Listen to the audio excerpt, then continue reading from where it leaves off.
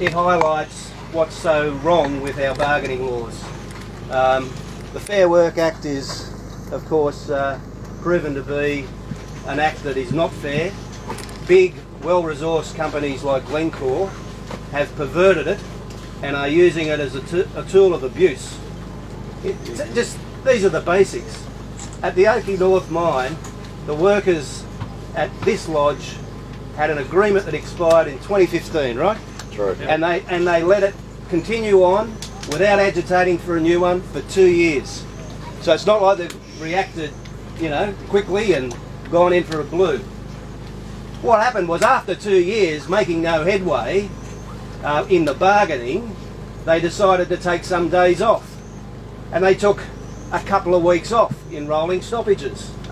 And the company is allowed under these laws to take retaliatory action that is unlimited. And so we're approaching a 90-day lockout of these workers, and that is just so disproportionate to the action that was originally taken. It shouldn't be allowed to go on that long.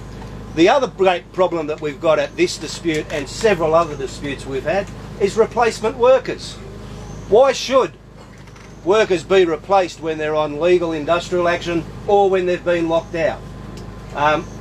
There's a lot that needs to be changed. We will be in Labor's corner for this coming election, and Labor, of course, needs to win Central Queensland to form government, to form a Shorten government.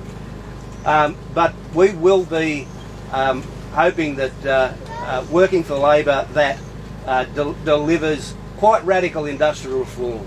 The laws are broken, as Sally McManus says, the system's broken, we need change. Now, I know I'm probably preaching to the converted here, but the other important thing of having you here is to let you see the impact on the workers and their families and the community, because there is, despite having lots of support from fellow unionists around the area, it is a very tough situation that they've endured for 3 months. And this is the world's biggest coal trader. They can satisfy their contracts from mines all around the world, theirs or operated by other ones. These laws, it's no accident that the laws are always abused the most in the mining industry because the companies are so powerful. So we want to thank you for coming today and give you an opportunity to speak and to mingle. But I just want to say one other thing about Bill in particular, and that is that a lot of people talk about who's for coal and who's not for coal. Bill Shorten is very pro-coal mining, and I can tell you that from personal experience. He got me to talk to the federal caucus of the Labor Party to explain the role of coal, particularly metallurgical coal, and how it will be mined in this region for at least 50 years, because it's the best in the world. And I read in the Australian today, I do read the Australian even though it contains a lot of lies, I read in the Australian today that the Indian market is going to grow, and these are the official government forecasts, from between 134 million tonnes per year to 619 million tonnes a year. So even if it's on the low end, that's 50% of Australia's coal production. So this is a battle for the wealth that's still to be created for decades to come. That's what it is. And they want to set the rules so that they get the maximum wealth. It's as simple as that. So without further ado, I just want to introduce firstly Brendan, who's the Shadow Minister. That is the key position as far as drawing up the new laws, and then Bill.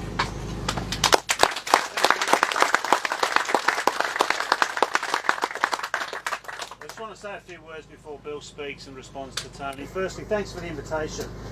We're in a pretty remote part of Australia. Coal mining does have a future, but we want to make sure coal miners have a future. Coal miners with decent employment conditions. And your dispute is about whether in fact it's fair or not for a company to be able to lock out its workforce, replace them with other workers and starve them in order to prevent genuine decent negotiations and a decent outcome for workers. Employers have rights and workers have rights, but when employers are able to misuse and game a system or game a set of laws where there is no incentive for them to resolve the matter, then there's a problem. Now, can I firstly say thank you for the delegates who came, the shop stewards and others who came on behalf of you to Canberra to meet with me and Bill and others of the Federal Labor Caucus. It's very important that we heard the story directly from the workers. And we said, and Bill has said, that we were going to come here when we could, and we're here to lend support, firstly to make it very clear by our visit today that we're very concerned about your future. And we're very concerned about the conduct of the company. And as a result of that, of course, we are now examining what we need to do to prevent disputes like this happening if we're elected. Now, I'm not going to pretend that we can fix this. We're in opposition. But we need to get into government, as Tony said. And this example, this dispute, is a problem. And if it can happen here, with organised labour, a strong union, it can happen in any workplace across the country.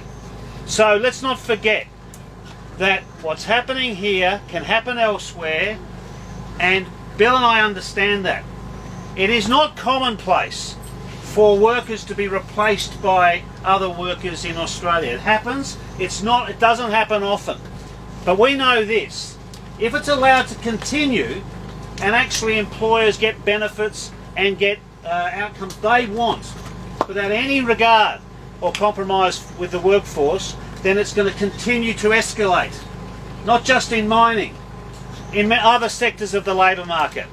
So I want to make it very clear to you, as the Shadow Labor spokesman and being here with the leader, the federal leader, Bill Shorten, we are very concerned about what's happening here, and we are very concerned that we get the laws right to ensure that this cannot happen under a Shorten Labor government. Now, we've got a long way to go. We're not assuming we're going to win the next election. It's a tough battle, but I can assure you of this. It's these types of disputes that make it very clear to us how important it is to get rid of this mob in Canberra and actually get a Labor government elected. Thanks very much for your time.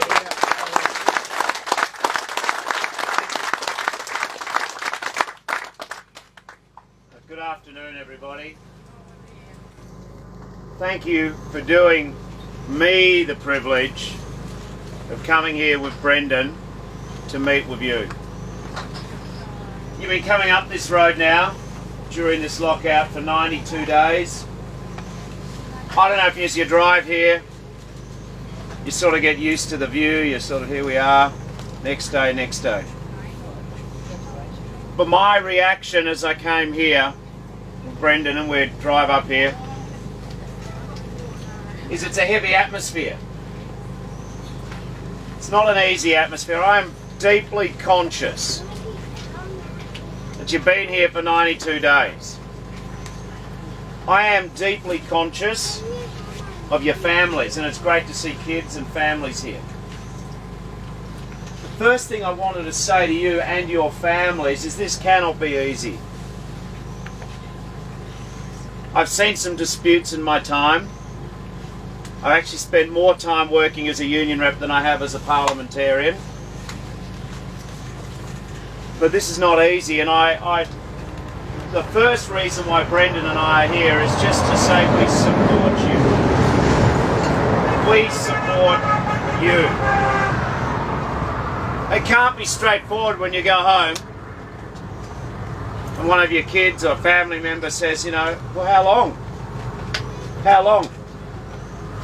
It doesn't mean that they don't support you, but you wouldn't be human if you didn't even ask yourself, perhaps, is you're having a sleep or just as, how long? So I am very conscious that you are in a set of circumstances which you did not choose.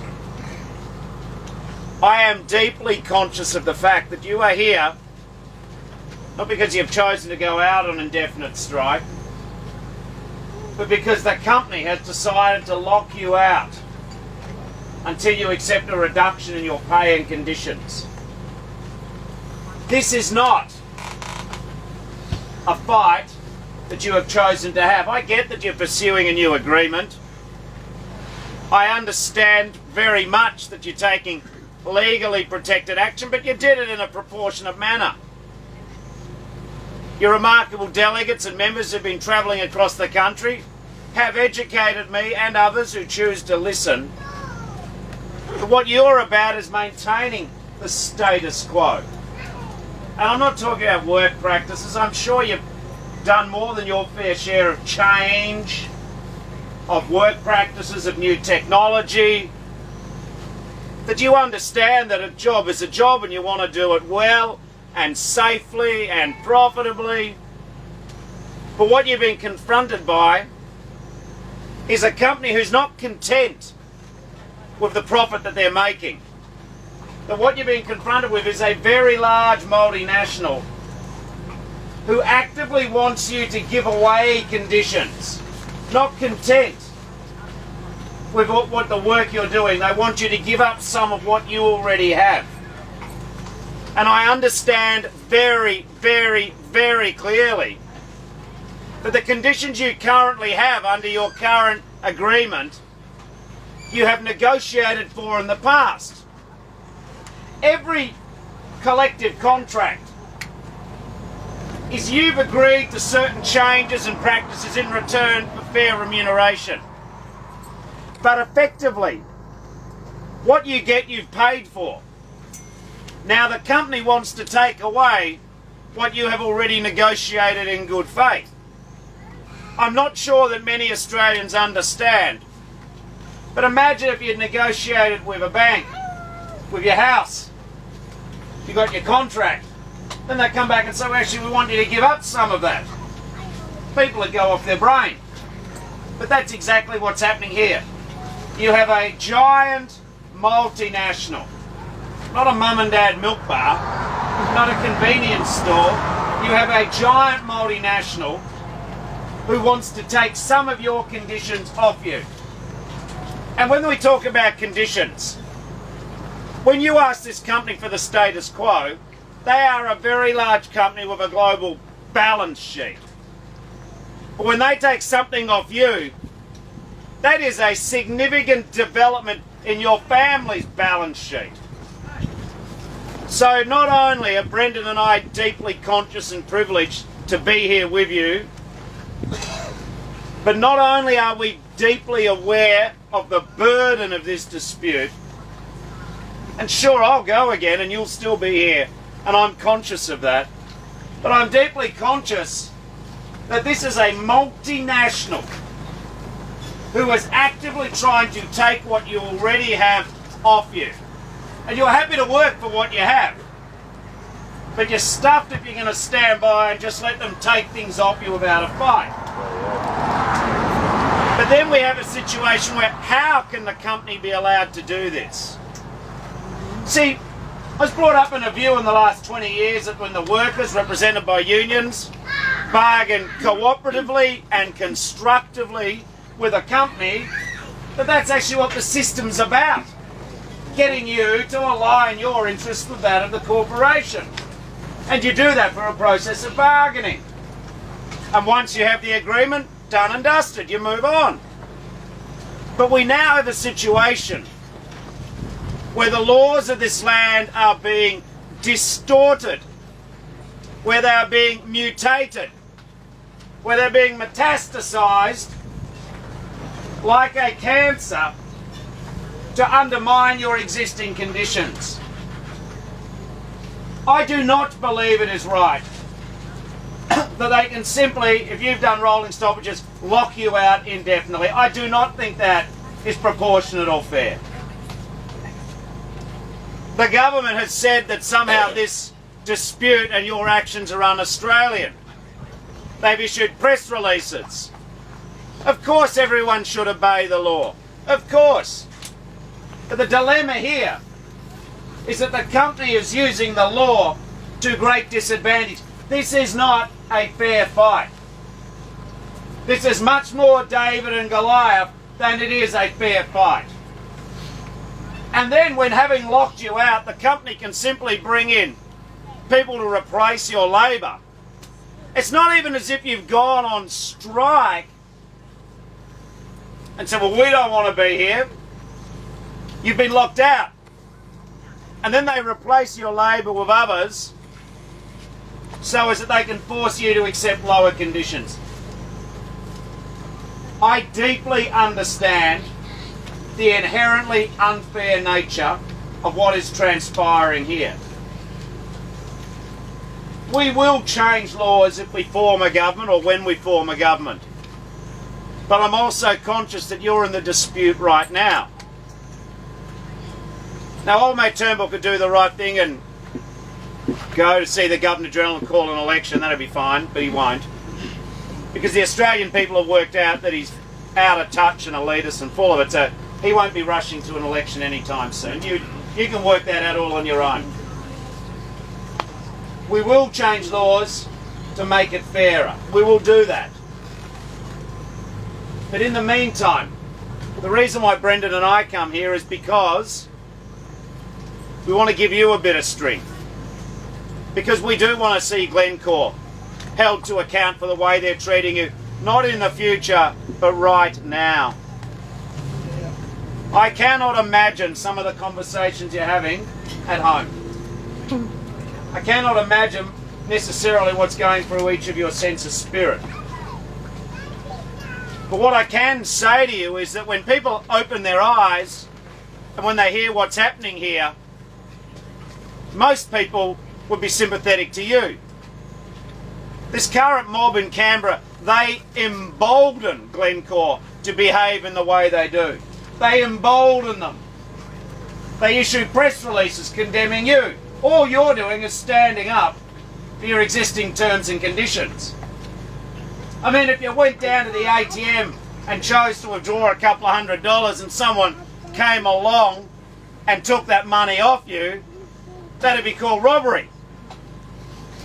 But when they do it in the industrial bargaining sense, they call that good business practice. I do not call it good business practice. I believe, and you're not in here to have some big political fight, I know that. But what I do believe in this country is that we're getting greater inequality. There's no doubt that companies are doing well. But we're seeing something new. The companies make more profit, but some of the productive contribution of workforce to this profit is no longer being fairly distributed to the workforce. We have the lowest level of wage growth in 50 years. In 50 years since they were keeping records. How did it come to be that a nation, an energy powerhouse like Australia, workers are getting the lowest pay rises ever, we have more casualisation and labour hire casualisation than ever, the energy prices are going up, it is harder for young people in the cities to, get the mortgage. You look at it, the health insurance companies are running a cosy racket where the premiums go up. And how is it that when you just want to fight, not for anything more than what you have, but simply what you have, you then get the government, a pack of bullies, using the authority of government to criticise you. Every day when we attend Parliament, we get lectures from those sort of oxygen thieves who sit opposite us about coal miners. We get the old, the florid-faced Kiwi, Barnaby Joyce. He's always giving us a lecture about coal. Well, their problem is they think that a coal miner is Glencore. They think a coal miner is Gina Reinhardt. I think they are coal mine owners. They are not coal miners. You are coal miners. And when I get a lecture from them, because we have a debate in this country about making sure our energy mix is some renewables and some coal and some gas, I get these clowns giving us a lecture about coal miners. I'd have more respect for what they have to say if they came to visit you here. I'd have more respect for the government if they'd say to Glencore, hey, don't lock out your workforce for 90 days. Get around the table, sort out what you can sort out, but we don't do it that way. We are not a third world country in Australia, and we shouldn't have companies treating their workforces like third world workforces. And I'm not talking about the headline pay slip. The government loves to say you earn well over the award. Well, that's true. So do they. But the point about you is that you've negotiated your conditions. And you are working in what is fundamentally a very affluent industry at the moment with the prices. So we will keep the pressure on the government.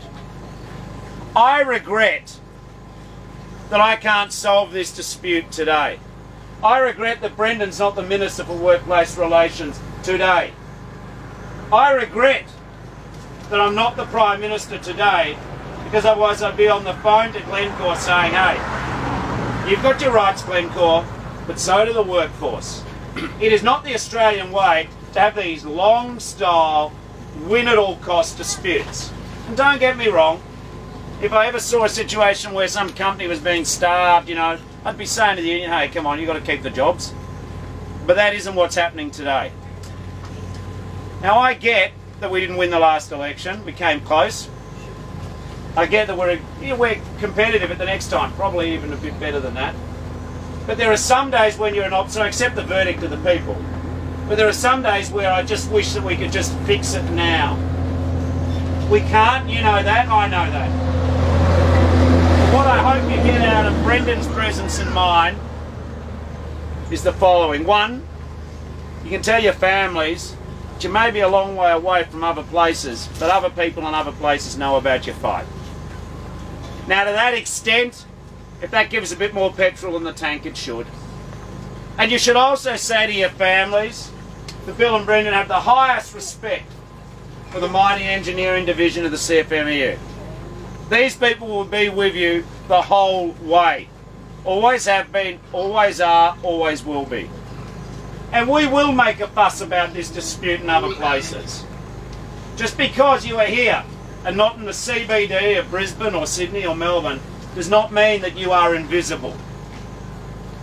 I guess the only point then I want to make is if we form a government, yeah, we'll do the right thing. We won't let you down. But more importantly even than that, I suppose it's really this final point I want to make to you. And in doing so, I thank you for inviting Brendan and I. And I'm spewing to see you in these difficult circumstances. And I'm deeply, deeply conscious of the pressure that's on you.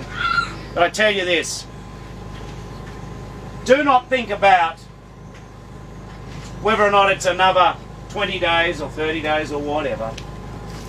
The one measurement you've got to have in your mind is, can you go one day longer than the company? And when you reduce the debate to that, just understand this, I'll just unpack this point. Yes, it's been, I imagine it's been bloody hard for you the last 92 days. I can't begin to imagine. But can you go one day longer than the company? That's the competition. Remember that old story about two blokes who are hunting for bear in the forest? And the bear startles them and they drop their guns, whatever, and one bloke stops down to tie up his runners. The other bloke says, what are you doing? The bear's chasing us. He says, I've just got to go quicker than you, mate. In all seriousness, if you've got it in you, you've got a lot of support from the broader movement, you've got a lot of support from your union, you've got a lot of support, I know, in your communities, you've got a lot of support from at least half of the political system. If you can just go that one day longer than Glencore, then you win. This company's so big, sometimes when you're that big, you don't even, it doesn't even get to the brain that you're feeling the pain. So if they just seem a bit stubborn, always remember they're like those glaciers that carve on National Geographic. You can watch it all day, nothing happens, but when it happens, goodness me, half the glacier's gone. Hard dispute, you can win it, you're not on your own, but I just want to say thank you very much. The privilege for us today is to be in your company. You all make me feel more proud to be Labor, to be Union, to be Australian. Hang in there, we'll hang in there with you.